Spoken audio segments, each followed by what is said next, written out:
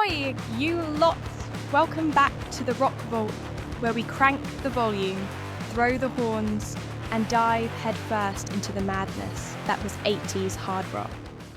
I'm Aika, your guide to the wildest decade in music history, and today we're talking absolute chaos on stage, fire, blood, explosions.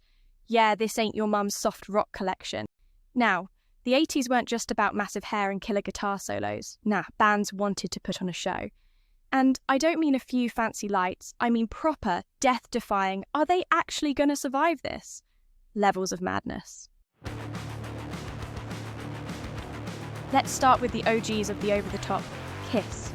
My dad used to tell me, Aika, this ain't just a band, it's a spectacle. And he weren't wrong. Gene Simmons' Spittin' Fire, classic. Him oozing blood like some kind of rock and roll vampire, iconic. But did you know he once properly set himself on fire mid-show?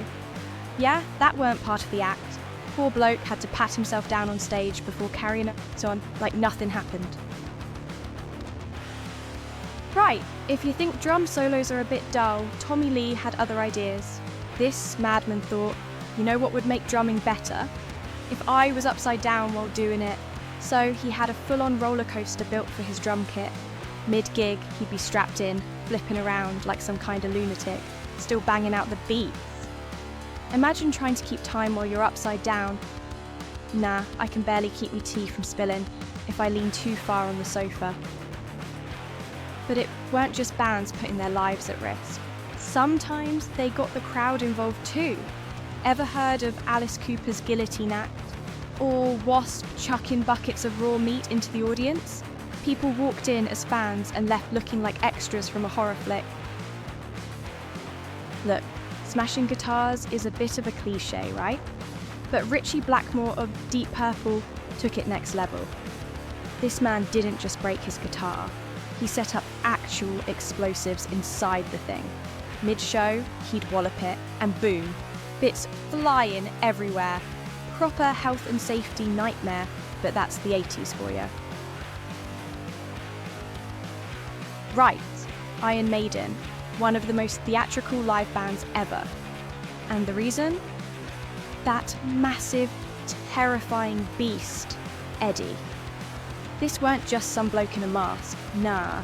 Eddie was a full-on animatronic monster that would stomp around on stage, towering over the band, swinging at the lads like he was about to start a pub brawl.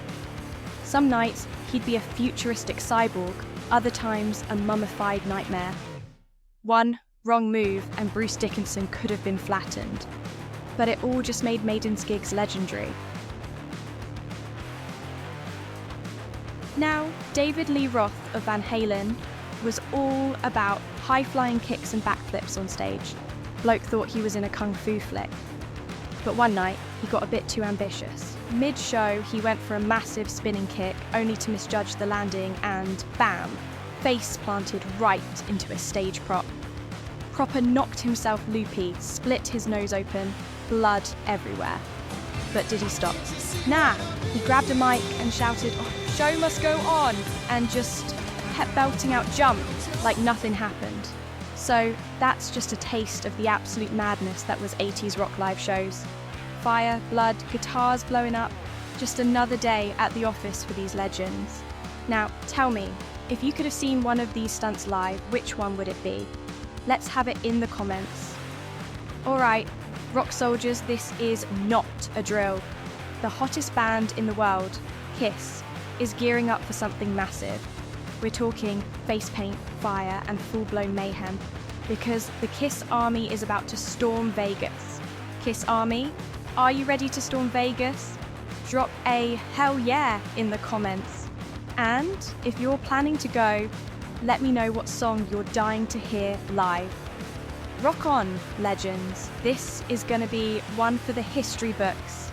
And don't forget, if you love 80s rock as much as I do, hit that subscribe button and give us a like. We've got loads more coming. Until next time. Nah, not yet.